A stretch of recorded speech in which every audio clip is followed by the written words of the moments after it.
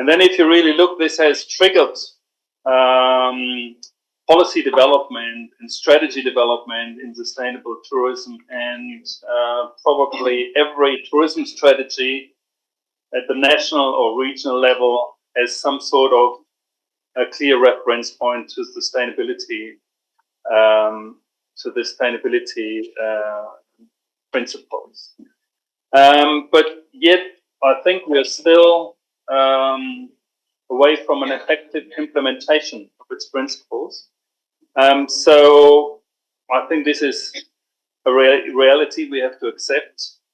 This is also the reason why we still talk about sustainability and how tourism can contribute to sustainable development. And in a recent publication, Rachel Dodds and Dick Butler said that the difficulties we experience in regards to sustainable development is that it's a very complex and multi-faceted challenge. And I think just keep this a little bit in mind. So this is a realization. They have written about a reflection paper on 30 years of sustainable tourism policy, and they came to the conclusion that we have not yet effectively implemented sustainable principles into the specific sector. Going back to the timeline I showed you before, so there was, I think, another milestone in 2015 as part of the UN Sustainable Development process, where they incorporated 17 Sustainable Development Goals. And I would like to focus on one particular goal number 17, partnership, because I believe this is fundamental if we move forward and if we try to find some, or if we want to make some progress with regard to the implementation. So I think if we really want to create more meaningful, sustainable change, we will need to work together, and we need to establish partnership across the different sectors in tourism, for instance, to be successful in contributing to those sustainable development goals.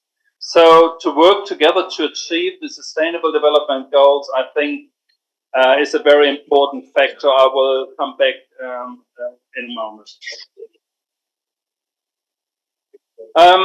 So if we go back to what Dick Butler and Rachel Dodds mentioned before, that sustainability is just maybe too complicated, too complex to really get it implemented. I would like to use this to frame sustainability as a wicked problem. And that's an interesting discussion which comes from political science discourse. So wicked problems are characterized by complexity, and that they actually are interconnected with various issues, social-political issues.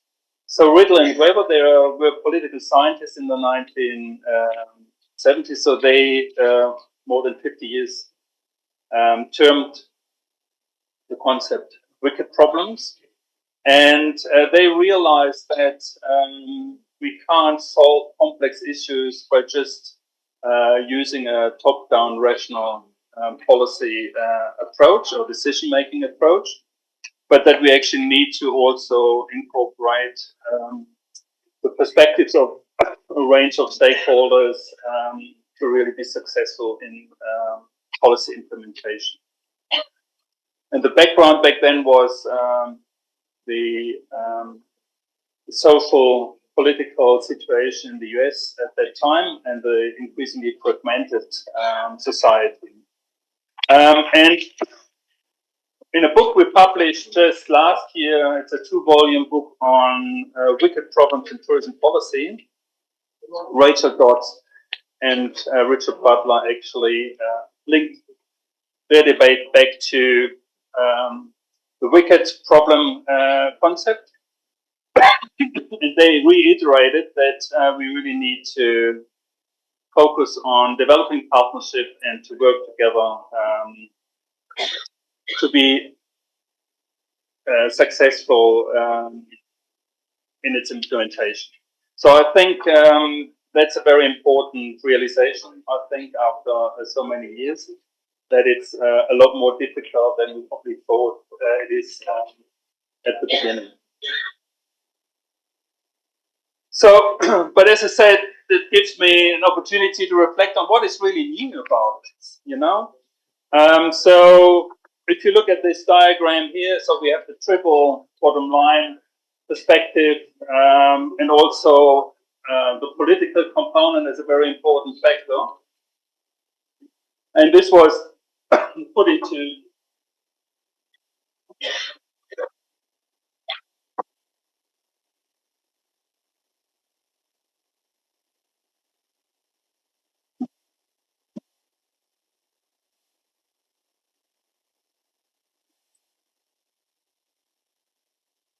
this was something already Dick Butler some 10, 15 years ago actually highlighted, that the political viability is very important and depends on the full support of the affected stakeholders.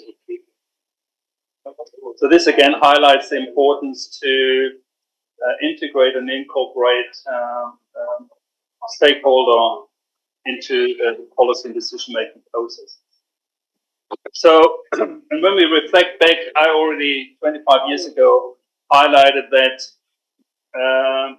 the meaning of sustainable development is established through political dialogue and through the collaboration of all relevant actors. And I also added to that back then that local participation and consultation are crucial for implementing a more sustainable approach to tourism. In addition, I also highlighted that we also need to have an adequate knowledge base to really have adequate policy responses to sustainability. And also Brian Head, he's a political scientist from Australia. He's probably one of the leading academics in the area of wicked problems. He also mentioned that there are three important things we need to consider when we deal with wicked problems. First of all, we need to have quality information and knowledge to underpin evidence or evidence-informed policy making. At the same time, he referred to that we also need a broad consensus and consultation with all relevant stakeholders. And furthermore, he also said that we need to have stakeholder informal partnerships and networks to support the policy formulation process. So if we look at some of the challenges, and I think we talked about this throughout the conference, the knowledge to practice gap. And I think it's quite interesting to see that we actually, in the past 3 or 4 decades, have now abundant information, accessible information, which could be readily be used on any issues on tourism, but also on sustainable tourism. So just last year or a couple of years ago, Bob McKercher and Sarah Dolnicher, they highlighted that we have nearly 11,000 peer-reviewed articles in 2022. So there's an expanding body of research on tourism, but also on sustainable tourism. And one clear message, if you look at the information and the research done in sustainable tourism, is again a consistent message that we need to change. We need to change the way we grow, and we need to change the way we produce and the way we consume. But on the other hand, if you look at the tourism impacts, we can see, so it's still the same negative consequences of tourism development we could already see 40, 50, 60 years ago. so the negative environmental consequences and the negative socio-cultural consequences. And back then we talked about mass tourism. Now we talk about over-tourism, but we are again confronted with a very similar problem situation. So now I think it's quite interesting to see that on one hand we have a lot of research offering solutions. On the other hand, somehow the solutions are not picked up by the industry. So we can still see a common business as usual approach, where we still believe that the more is the better. So if we look at in a summary where we are at the moment, so we have mounting pressures on governments to find solutions. Thank you. We need to, and we understand that we need to change in the way we develop and the way we manage tourism. And we also, I think, understand now that we can only do this if we work in a partnership. So if we actually can get the support and commitment of all affected parties. And another important factor to that is that we need to have effective data collection, so knowledge production, we refer to that. And I will also highlight that in the next step, we also need to make sure that this information is also used. I would like to use now 2 examples to show you how we can actually act on this. So the first one is the Australian Southwest Sustainable Tourism Observatory. So the observatory was established in 2019 as the first sustainable tourism observatory in Australia. And with that, it became part of the so-called INSTO network, the International Network of Sustainable Tourism Observatories. So as I said, we are the only one in Australia. And our initiative is supported by local stakeholders. So I think this was a very important milestone, a very important initiative. So as I mentioned, we are part of an INSTO network. I think we probably have around 40 tourism observatories around the world at the moment. And INSTO aims to support and connect destinations that are dedicated to regular monitor the economic, environmental and social impacts of tourism. So, and I think this is a very good focus to support evidence-based decision making. So as you can see, they work on 11 indicators. So most of them focus on water, waste, and energy, but they also have indicators where they focus on satisfaction of residents, where they look at issues like accessibility, so they actually, or governance. So they actually have a range of different indicators they use. So as I said, we became member in 2019. So it's managed by us, but it's supported by the local industry. And it's the first in Australia, and it covers one of the 5 tourism regions of Western Australia, so the Southwest. So our objective was to actually introduce a data collection and monitoring system to support the policy and decision making in the state of Western Australia for this particular tourism regions.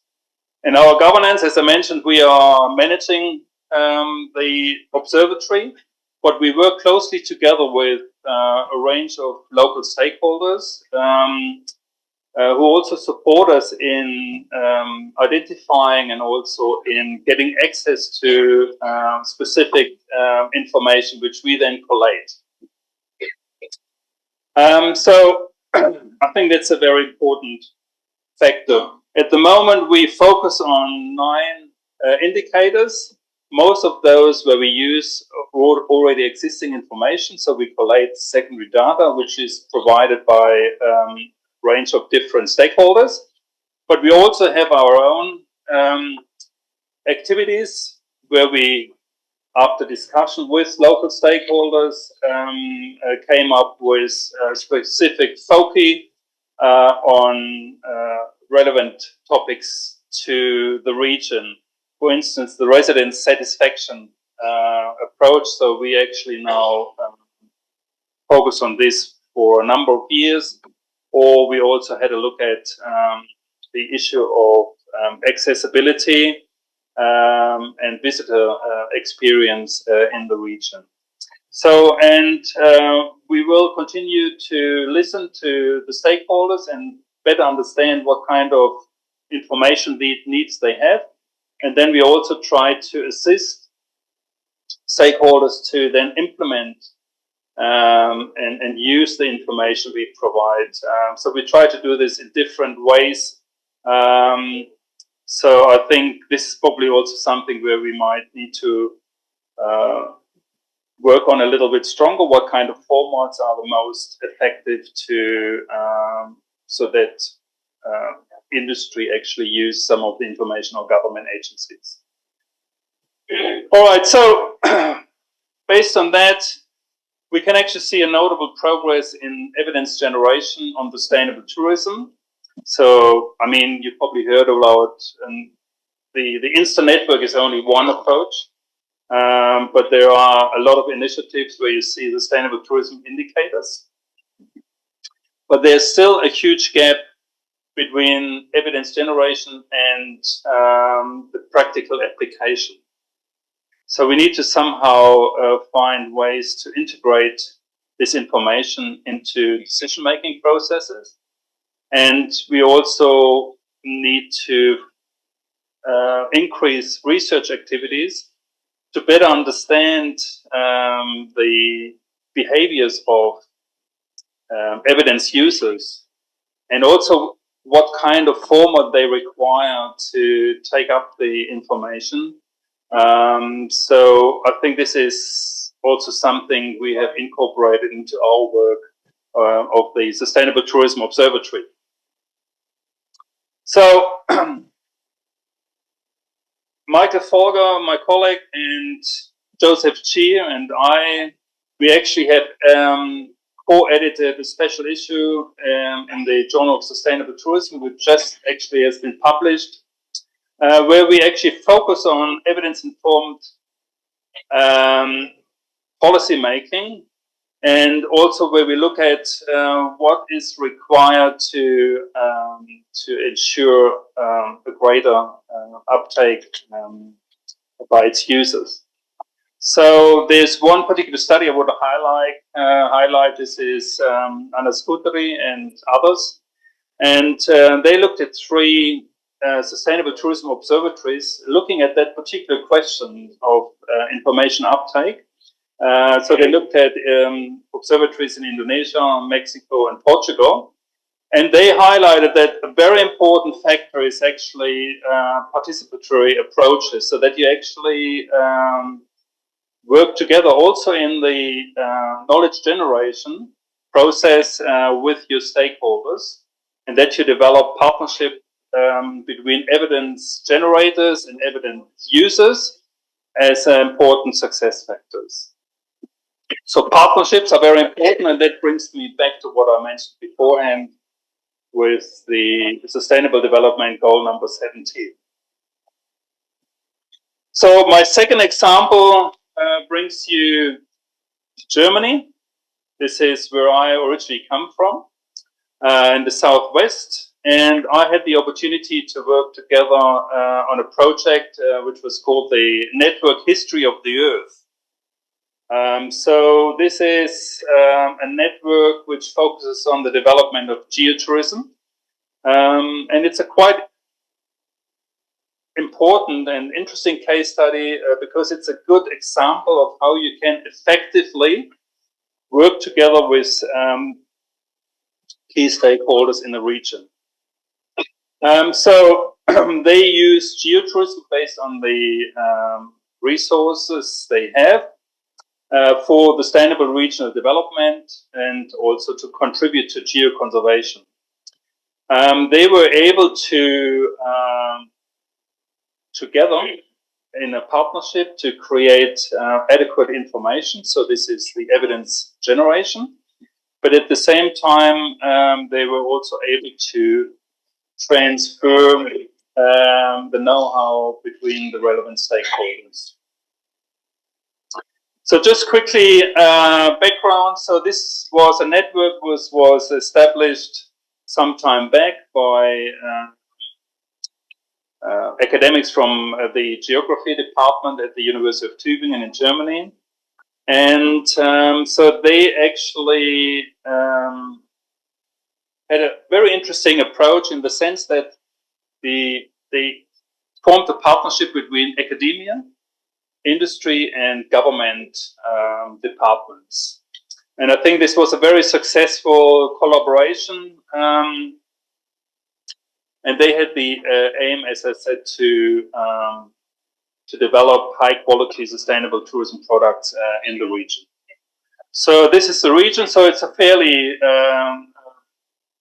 large part of Germany. So it's the entire southwest of Germany, and I think it's been a very important tool, and they in particular try to establish what we refer to as a common language, so that you actually engage with stakeholders, that you try to identify their individual objectives and aims, why they want to participate in the network, and that you actually try to establish a common language so that you're all on the same page to move forward. And I think this was a very, very important initial process to create trust. And through that, they were able to highlight their strength as a network. They looked at the available resources, and they were also able to share information to advance the success of the network and its objectives. So I think, again, a trustful environment, and it was interesting to hear the old-fashioned saying that you need to really meet the people if you really want to establish trust. And so they had regular meetings, and I think this was part of the success story.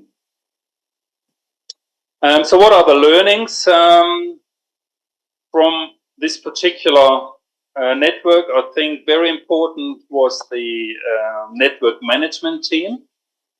So we refer to them as the network engine, because they were in charge of innovative ideas, trying to channel these and develop them further. They initiated particular research projects which would support local stakeholders. They developed project briefs. They applied for additional funding. And they also were very proactive in emotional leadership. What I said before, that they really tried to engage with all stakeholders on a regular basis. So I think this is certainly part of the success story. So they were in charge of coordination, moderation, and information dissemination. So I think you probably get the message here. In my view, it's a very successful way and protocol to set up such a network structure. So I come now to my conclusion. I think what we can see is, over the past decades, notable progress in knowledge creation. So you can see this if you want to, if you need to quantify this with all the donor publications you can identify. So we actually can see a lot of evidence or information and knowledge generation on sustainable tourism. I think where we need to work on, in particular in a policy context, is in how far we integrate this knowledge into the decision-making process and what kind of ways we can find. And when I talk about evidence-informed decision-making, I'm not only referring to scientific evidence, but I also refer to evidence from experience of government departments, evidence through collaboration, which can all be factored into the decision-making process. So a partnership is crucial for advancing evidence use in sustainable tourism. I highlighted that through the network case study. And we need to have transparent collaboration where we have to reach out to all relevant stakeholders. So with that, I would like to conclude with a quote from David Attenborough at his speech at the COP26 in 2021, where he says that surely working together, we are powerful enough to save our planet. Thank you very much.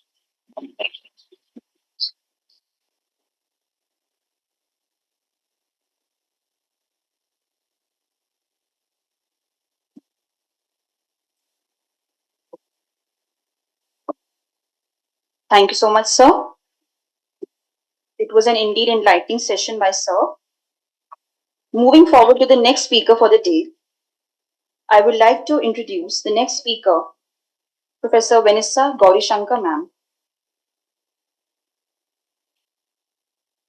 Dr. Vanessa Gaurishankar is a citizen of the island of Mauritius with a PhD cutting across 3 disciplines: tourism management, communication, and marketing. Vanessa ma'am is currently working as an associate professor at the Indian Institute of Management, IIM in Sirmaur, India. Vanessa ma'am is the VP of International Tourism Studies Association, ITSA, where she also assumes the role of Director for Membership and Marketing. She is an associate editor at the International Journal of Tourism Studies and serves as a social media director for ITSA and IJTC. Ma'am is also known as an international player with a passion for building connections and driving successful collaborations across borders. She has also earned various awards for contribution on research and women empowerment in Mauritius, India, and Africa. Over to you, ma'am. A huge round of applause for ma'am, please.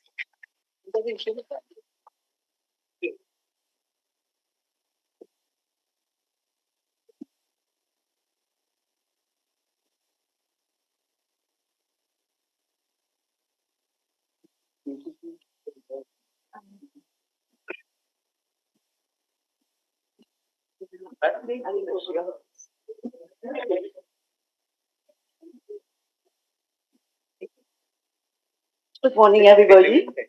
So I will try to be very brief because I don't want you to sleep over my session. I promise that I will finish in 15 minutes or less, 15 or 20 minutes or less, so that you don't get bored. So I am going to talk about the Philippe Trinergy program. But before that, I feel that it's really very important to talk a bit about ITSA. Because as you can see here, it's ITSA Amity Conference. We are all talking about ITSA, ITSA, ITSA. What is ITSA all about? I'm sure that you don't really know about ITSA. Anyone of you know about ITSA? Students at the back? Who knows about ITSA? Here? You know about ITSA? Yeah? You know about ITSA? No. Okay. No one knows about ITSA. Okay, I'm going to explain now. I'm going to give you some information about what is ITSA. ITSA is International Tourism Studies Association, and it was founded in 2006 in China. And we are 18 years old, quite young. So our mission is to bridge the gaps in tourism studies and research, education and training between developed and developing countries. That is Global North and Global South. So if you go to our website, you will definitely get lots of information. But today, I want you to see ITSA from my eyes. I am the vice president of the association, And we have Chine Wangville. She's sitting over there, the beautiful lady in pink. She is the president. So what I want to say is that there is a saying, Nelson Mandela said that education is the most powerful weapon which you use to change the world. Now, education is not only about learning A, B, C, D, mathematics, commerce, economics, or whatever. It is also about producing new knowledge. Because if there is no knowledge production and sharing, what will you teach to the world? We need to have knowledge. Otherwise, what we're going to teach? So this is what we do. This is our core business. Our core business at ITSA is producing and expanding tourism knowledge and providing a platform for exchange to encourage interaction and cooperation between members from developing and developed countries. This is really very important because when we go around, we see that lots of associations, they do lots of stuff, interesting stuff, but they do not really focus on that gap between developing and developed countries. Am I right, Chile? Yes. So we are that unique platform that gives wind to your wings. So which means that if you're interested to do publication, you're interested to advance some kind of, I don't know, research or whatever, we are here to support you and to help you. Very soon, I'm going to talk about the Philippe Trinergy program. You're going to understand what we do really. And at ITSA, we not only talk the talk, we also walk the talk. You just check our LinkedIn pages, you're going to see how ITSA's research has made a profound impact on various aspects of international tourism, from sustainability and crisis management to cultural exchange and economic growth. So a bit of advertisement on that. So what I would say is that I'm not going to be too long on that. Let me tell you a bit briefly about our team. We have a driving force. This driving force consists of one president, she's here. We have got 4 vice presidents, Alastair Morrison. Unfortunately, he's not around, he's not too well, but he's a very active vice president. I am one of them, associate. And then we have got Abhishek Bhati from Singapore. And then we have got Lina Zong. And then did I miss anyone? No, it's good. We have got 7 associate editors, 2 editors-in-chief, 18 regional vice presidents, 29 editorial advisory board members, 15 editorial review board members, 12 team editors, and a fantastic social media team managed by myself and 5 other members. So I would say that we are separated by distance, but we are connected by commitment. You're going to see that we are scattered around the world. So this is our force. I feel this is our force. We have representations in South Africa, USA, Caribbean region, Canada, South Africa. Oh, it's a long list. I'm not going to read that. You just go on our website. So today, what I want to talk about, I'm going to talk a bit about it. So I'm sure that now you have a better idea. And I'm also going to share all the social media link that we have. We are going to talk about the Philippe Trinergy program. Can you display the PowerPoint? Yeah, please. Yeah, there is a PowerPoint of Philippe Trinergy. No, it's not.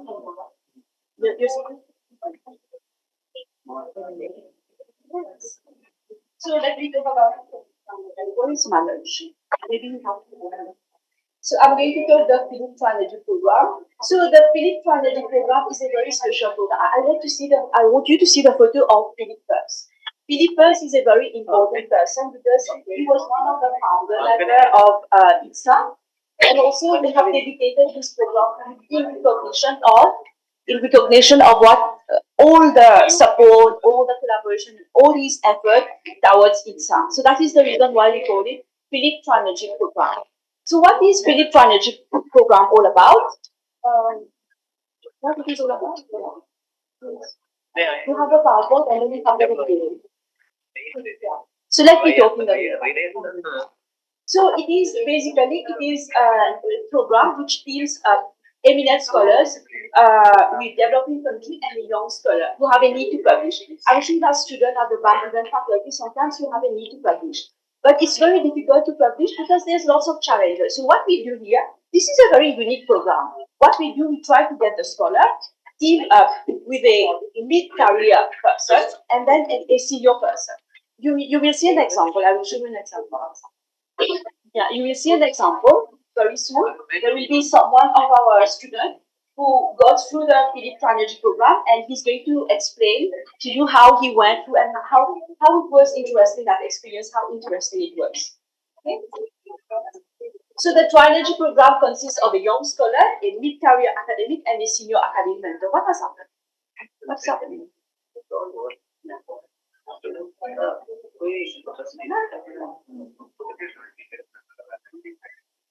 I need you have to show the PowerPoint and then you have to show the video. I'm so sorry. Bear with me. In the meantime, let's talk about who is eligible to participate in the Philip First Trilogy program. So you have to be a member of ITSA if you want to benefit from that program. And what is happening? You don't have access. So how do I do that?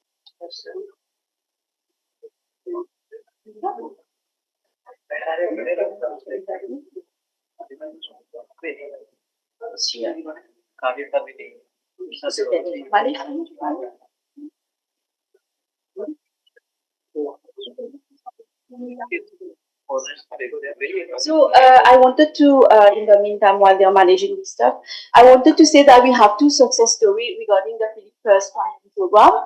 One, there was one scholar called from India. His name is Rajinder. We have got a video. He's going to explain about his experience and what were the challenges he faced and how interesting was that experience. It's in the video. I want to show to you. And then also we have got another one, but it is ongoing. But because Professor Alastair Morrison is the one who leads this initiative, and he's not too well for now, so it's a bit work in progress. But this one I want to show to you. It's really very interesting.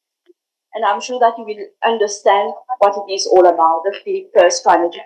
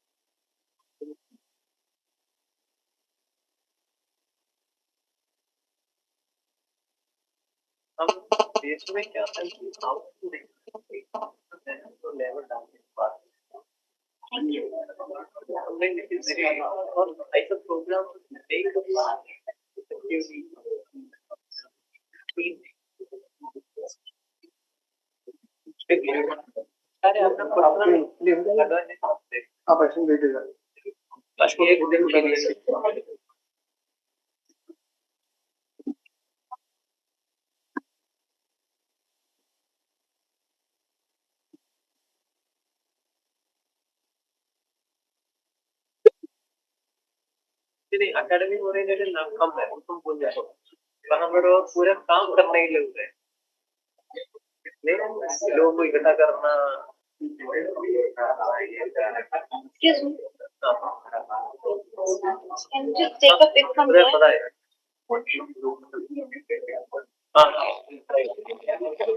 Sir, please may I have ma'am?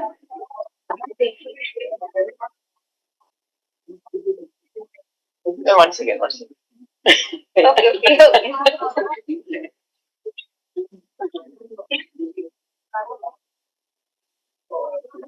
Thank you.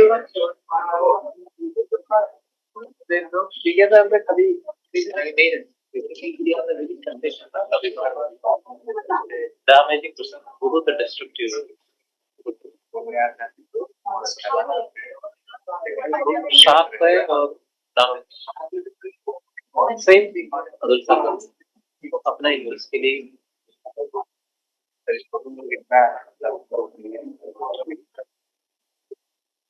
Lasting नहीं है देखना मतलब पूरे मतलब video में ले बंदे के होता है मैं आपको ये फोन के और फिर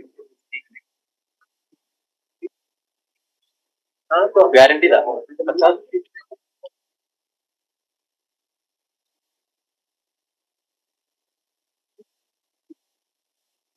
बन जाएगी नहीं तो नहीं बनाएंगे तो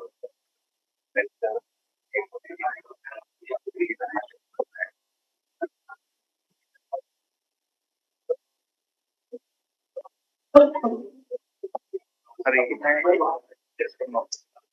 want to start.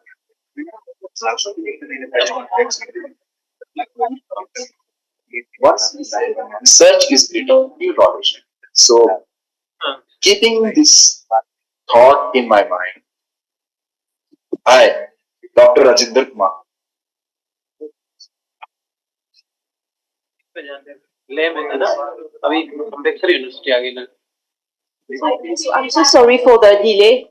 I can see that most of you are distracted, deviated because of this delay. So this is an example of one of the scholars who benefited from the Trinergy program, and you would realize that he's going to share his experience, and you will understand, especially PhD scholars or young scholars, you will understand how you can benefit from this program.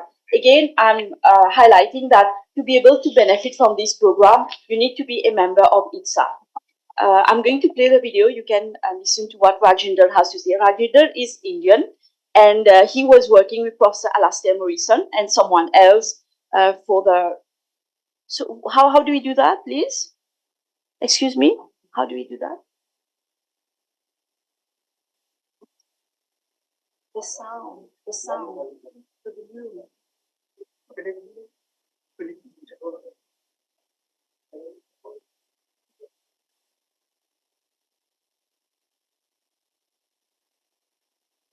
University of Ladakh, extend a warm and graceful regard from the land of high passes to the middle land. To the middle land, that is Riga. So, keeping this thought in my mind,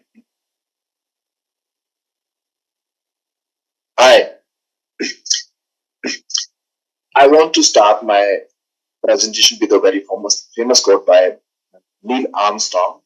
Once he said, research is creating new knowledge. So, keeping this thought in my mind, I, Dr. Rajinder Kumar, Assistant Professor, Department of Travel and Tourism Management, University of Ladakh, extend a warm and graceful regard from the land of high passes to the middle land. To the middle land, that is Riga. I extend my regards to the Scientific Committee and Organizing Committee of 10th ITSA Biennial Conference. I also extend my regards to Visa University of Applied. Of course, you're going to see that he's talking about Riga because this is our latest success story, and it was presented in our previous conference in Riga. Usually, as you know, ITSA is conducting lots of conferences. The previous one was in Latvia. So just now we have in Amity. The next one will be at Amsilmore, and then we will have in Portugal, and then we will have in China. So that's why he's talking about Latvia. In case you're wondering why he's talking about Latvia. To the Scientific Committee and Organizing Committee of 10th ITSA Biennial Conference. I also extend my regards to Visa University of Applied Sciences, International Tourism Studies Association, editor and co-editors of International Journal of Tourism Cities, worthy faculty members, and everyone gathered either offline or online. It is my privilege to share my research success story under the Philip Pierce Tri-Energy program at 10th ITSA Biennial Conference.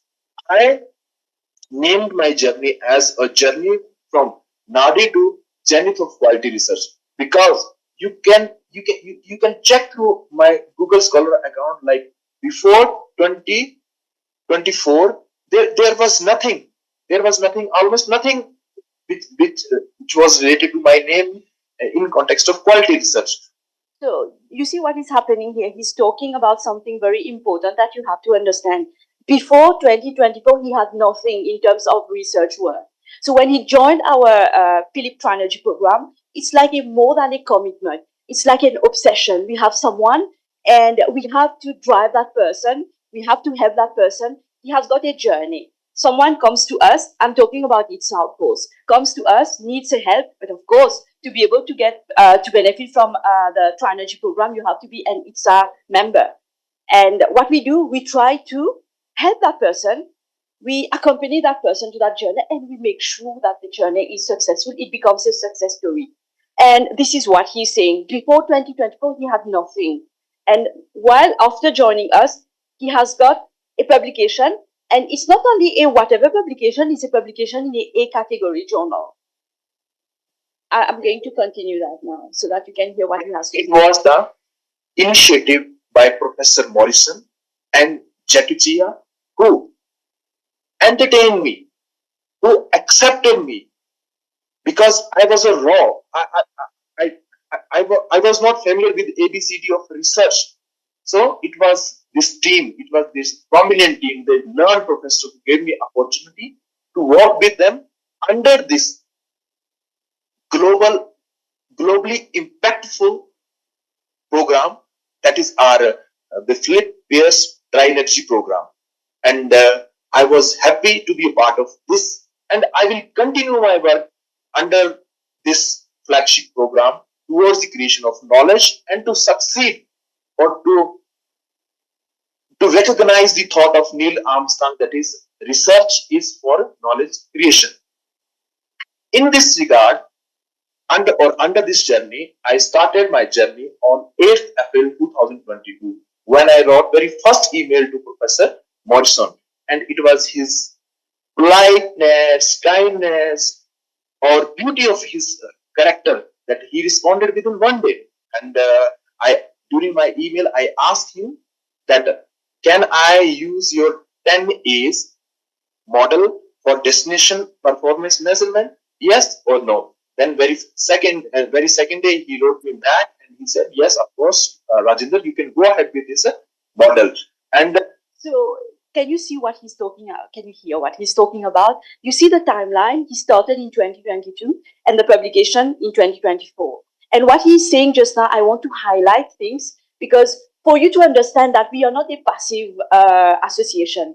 It's not that you're going to send an email to us today and then after 1 month we are going to reply. After 2 weeks we are going to reply. Chile, am I right? We are quite very prompt. We respond within 12 hours. Unless I'm traveling or you're traveling, we always respond. So this is how it is. I think that this is a USP that we have. This is the differentiation factor because we respond very quickly. And as I told you, we have got a fantastic social media team led by myself. I make sure that we respond to people, those who are interested with our association within 12 hours, 24 hours, I would say. Then he told me about this program, that they have this initiative. In the very beginning, it was a very random call to him, right? But when he told me, like, Rajendra, this is the great program, you can be a part of this. Then I submitted my conceptual framework to him, and he asked me, he said that, okay, Rajendra, you can use this model. And then he helped me to design the questionnaire. He helped me to define the sample size. He helped me to get access to Scopus database for literature review, because before that I was working through Google Scholar based or Google search based literature review, which was never going to work to reach in quality journals. So he helped me with that quality literature review data also. Then I started to work on the ground in my research area, and specified this geographical area, right, which is Leh Ladakh, right. Then on 6th of April 2023, I submitted my first final draft, which was final for me. I sent that draft to Professor Morrison, and he consulted or he drafted that.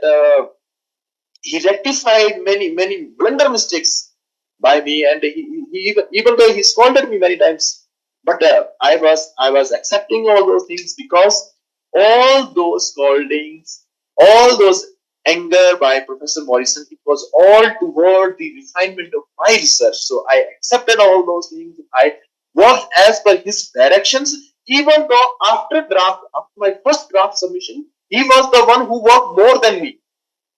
So what I want to highlight here again, on and off, I'm going to stop so that to just highlight the things. So what is also unique about ITSA is that we give time to our people. For example, I'm sure that most of us, we supervise students. Sometimes we do it for free. Sometimes we do it because we are working in an institution, in an organization, whatever.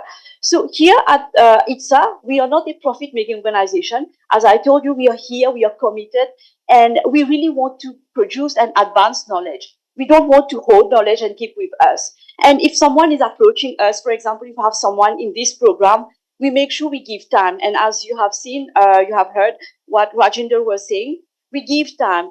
We talk to our scholar. We establish a timetable. We talk to them. It's consistent. It's not that today we are going to give you some time and then after 2 months we will get back to you. No, it's established. And we choose the person who is going to lead. This time it was Professor Alastair Morrison. Next time it might be someone else. And we make sure that the person who is engaged in that program, he is 100%, he's giving his 100%. We believe in that. We say that if we do something, we have to give our 100%. That is why it has become a success story. Over that paper, in the rectification of that paper, right? Then Professor Jackie Chia, he also told me about the nitty-gritty of smart PLSM. He told me about the basic fluency of writing research and data analysis part of any research paper. And under this scenario, we submitted our first final draft on 22nd May 2023. It was after more than 1 year. Just you can imagine, during this time I got frustrated also. I planned to switch over this project also, but it was these professors, Professor Morrison and Professor Jackie Chia, who motivated me to work. People are not listening to my video. I can see you're on your mobile phone, you're looking at everything. Is it not interesting? I can see people on videos, on I don't know what they are doing. Please give me 5 minutes of your attention. Work. This your idea is good, your research work is good, you are already doing great things on the ground. So their words were motivational for me, and I kept on doing the things. Then finally we submitted this paper on 22nd May 2023. And I later on I will say where did we submit this paper, right? On 16th January 2024, we got acceptance from the editors, and it was really a very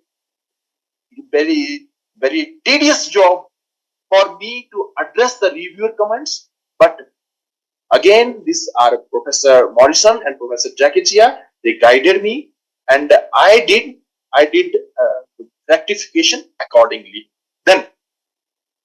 Then our paper got published in May 2024, and at present I am able to present or tell this beautiful story with you on the 10th ITSA biennial conference.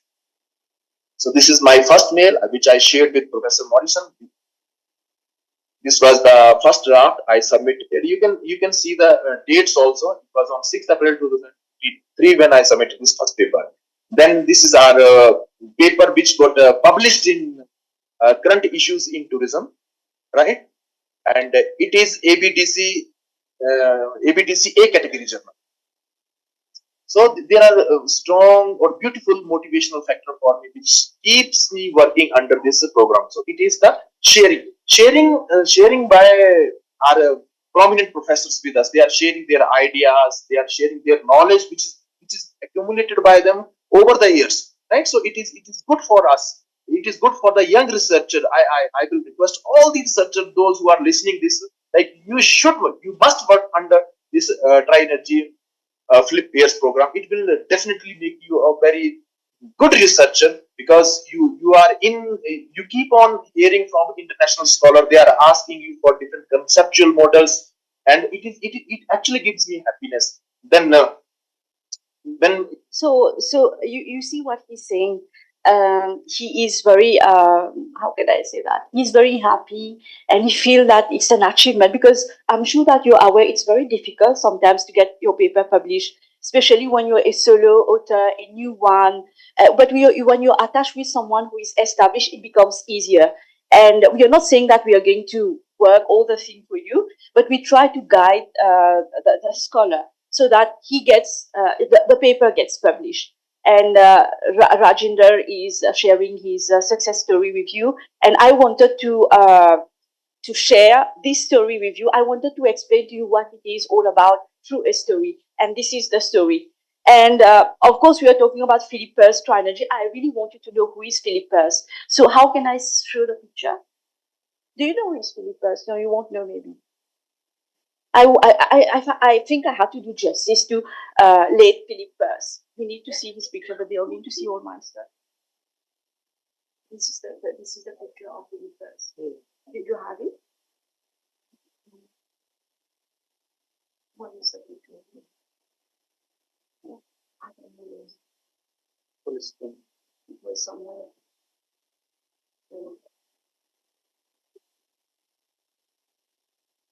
No, I don't have the picture. Okay, so this is just the picture. But this is being displayed, all my stuff is being displayed. Okay, if you're going to type on Google Philip Peirce, you will see his picture. Simple, because I'm not able to open that. Do you have any question? Because I don't want to retain you for too long, because it has been long, I think. No, but I spoke for 15 minutes only, as promised. The video was talking, I was not. Do you have any question? Students, do you have any question? You don't have questions, students. Amity students, you never have questions. Any question regarding? Yes, Chine. Chine would like to come. I would like you to be here. Our beautiful president, Chine from South Africa, University of South Africa. Good morning, ma'am. Good morning, everybody. I just want to invite the students here today that please, if you're all interested, send us an email. I think our business cards are everywhere. So please make contact so that we can assist you. And I'm sure there's someone here that wants to publish. It might not be a high impact factor journal yet, but we can take you through the steps. And then please make use of this program. And we definitely would like to bring India and the scholars from India into the ITSA program. Really, that is our passion, to invite you to come to our program at ITSA. And that's all I want to say. Thank you. Okay, so thank you so much. If you don't have any question, I'll just leave. Oh, someone has a question. Good morning, ma'am. My name is Malika, and I'm a master's student in travel and tourism management. So ma'am, my question is, ma'am, what role DMCs play in network building when it comes to sustainable tourism? This is an out of context question, Ma'am, but I will still answer your question. What are you talking about? DMC? Ma'am, Destination management companies? Yes, ma'am. I just want to know, since we are talking about sustainable tourism, Okay. so we previously were, it's mostly what is in trend is sustainable tourism. So, our previous speaker also spoke in that context. So, ma'am, I wanted to know that is there even in ITSA, ma'am, what role of network building is there? Now it makes sense when you talk about ITSA, because I was wondering when I was talking about sustainable tourism. Okay, if you're talking about from my experience, I'm sure that there are so many eminent people here, they can give you an answer, but I will give you an answer based on my own experience. If you're talking about what is the role of the DMCs in sustainable tourism management, this is what you asked? Ma'am, when we talk about network building, to involve all local people and etc., we're talking stakeholders. Yes, ma'am, stakeholders. We're talking about stakeholders. I think it's very important. We can never achieve any sustainable tourism initiative without involvement of stakeholders. And I think this is something which happens everywhere. Whenever you want to have some kind of sustainable development program related to tourism, you have to invite the stakeholders. You have to invite the public sector, the private sector, even associations, groups, activist groups. You need to have their input, especially also when we talk about tourism, because it's about a destination, it's about host community, it's about the locals. The locals are really very important, because if you ignore them, then I feel that you will never be able to achieve sustainability, because it's just like when we talk about a tourism system. I feel that a tourism system is like a house. It's like your own house. You have the guests coming inside the house, and just imagine the guests come inside your house and make lots of mess and just go away. How will you feel? You won't feel good. So that is the reason why it's very important that as tourists, when we travel to another country, we have to respect the locals. And when we talk about sustainability, it's very important to involve the local. And of course, when we talk about sustainability, we have to always remember the triple bottom line: the economy, the society, and the environment. So you have to maintain a balance. You have to make sure. Of course, it is not possible. We have to be realistic. It is not possible to achieve sustainability without depletion of resources. Because if you want to build a hotel, you will have to cut down somewhere, you will have to cut down some trees and do something and then put the building on. So sustainability is something which is, I don't know, it's a slippery topic. It depends. It's contextual. It depends, I feel. I don't know whether I have answered to your question. Ma'am, Is it okay? Yes, ma'am. Okay, okay? Hi. Yeah, Vinisha. Here. Oh, Yes, hi. My name is Vikas. I'm founder of Detour, and we do conduct boot camps for the research scholars in India. Okay, so recently we have conducted at Central University of Tamil Nadu, south of India. So we do also provide such kind of assistance. My question to you is there any eligibility criteria you set for the research scholars to join this program? And does it cost? no, it doesn't cost anything. You just have to be a member of ITSA. This is, you have your answer here. Let me show you this. Can you see this table? No, I cannot see that table. You cannot see it? No. Yeah. Yeah, but I cannot read it. Oh, no, I'm going to read it for you. Yes. Don't worry. So I'm just saying now, can you see the table, and I will read the content. This is what I was saying. Yeah. So I want to say that to be able to benefit from the Philip Trinergy program, first, you have to be a member of ITSA. You have nothing to pay. And then, as you can see here, we will make sure that you are being teamed up with a senior person. That senior person, most of the time, would be from ITSA, IGDC ITSA. And then we will try to get someone mid-career. And this is also from our network. And we have nothing to pay, because we are here to help students, to help PhD scholars, because we are not a profit-making association. We are here to expand knowledge. We are here to share knowledge, to disseminate knowledge, and to support young scholars, especially when we talk about, we want to bridge the gap between developed and developing countries. Okay, thank you. So it's good for our network of research scholars. Like we have around 200, 300 research scholars in our network. Those who are doing their jobs, struggling with the research publications and completing their PhDs. So it's good. It's good to promote from our end as well. Thank you very much. Yeah. But, at the level of ITSA, we are, just like you are stating that you have got 200, 300. We at the level of ITSA, we take it one by one. Because we want to make sure that when we take one case, we make sure that it becomes a success story. You see the first one, and it has not been published in any type of journal. It has been published in Current Issues in Tourism. It's a category. Because it's also about our reputation, about our credibility as well. We do not want to have a success story of Philip Trinergy program, and then we see that it has gone to another level of journal. We really want the best. So that's why we take time. Even we'll take 1 year or 2 years, but we make sure that the thing is happening. Yeah. Any other question? Yes. Hi. Hi, ma'am. My name is Sumit Gupta from MIT University Tourism Department. My question is if I want to publish a paper, how can ITSA guide us? You just join the ITSA membership program. You become a member, and then you enroll in the Philip Trinergy program. This is the answer. And what I will do, we will try to team you up with one of our members, and then we are going to find a mid-career person, researcher, and then we start. Yeah, this is what you have to do. Thank you, ma'am. Yeah.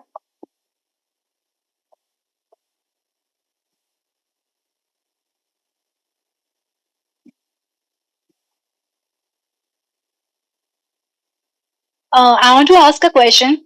how can we work with ITSA, and is there any opportunities for work for the students? Like, is there any programs or like projects on which we can work? Not really, but usually we have lots of students who come, like, for example, in my social media team, I give opportunity. There's lots of students who approach me. They want to have an internship type of, opportunity, to work with me, to work with our team. Currently, I think I have two or three, even I have proposed you. So the thing is that we give opportunity because again, I'm stating that we are not a profit making organization. We do have membership program, and I'm the membership director. So we are not like having lots of money and we're going to employ people and we will have to make a salary, give a salary. Our focus is mainly on knowledge creation and knowledge dissemination. So we do not really employ. Let me tell you also that we are all I have talked about all those people. I have explained. I have elaborated on our roles. We are all working for free. We are not paid any cent, whatever. But we are running the association. It has to do with passion because at a certain point in your life, I don't know, at a certain stage, you are more interested in giving back to society. We have reached that stage. And at the level of ITSA, most of our board members at high management level, we are all at this stage. We are established mid-career in our 40s, 50s, or even 60s and 70s, I don't know, last year maybe. So we are here to give back to society. We are not able to provide a job or whatever, but we can help you. We can give you a position so that you can enjoy an experience, and then we can give you a recommendation letter as well. Because currently we have got 5-6 person, for example, in my social media team. I have got one from Australia, one from Italy, one from Kenya, one from India, one from China. So they are all interns and they work for free and they get the experience, and we give them a letter of recommendation with testimonial, and they are working and they get the experience. Thank you. Yeah. Any other question? No?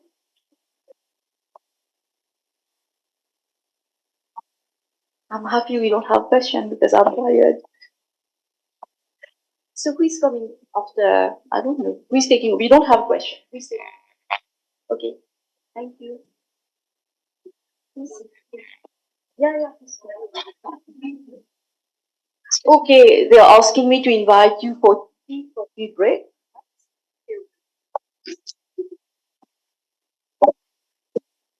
Thank you so much, ma'am, for the informative session for ITSA. I request all the guests to please proceed to F2 lounge for the tea coffee break.